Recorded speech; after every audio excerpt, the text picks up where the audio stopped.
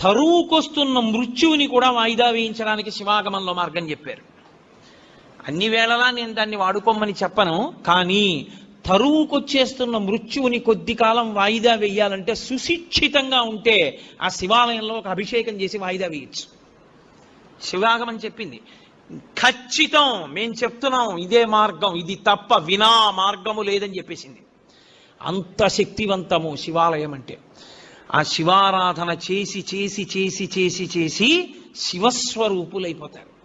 అయిపోయి వారి చేత్తో ఒక పండిస్తే, వారి నోటితో ఒక మాట అంటే, అందున శివతత్వం ఎరిగిన వాడు అభిషేకం చేశాడనుకోండి, ఆ తీర్థానికి ఉండే శక్తి అపారము. ఎందుకో తెలుసా?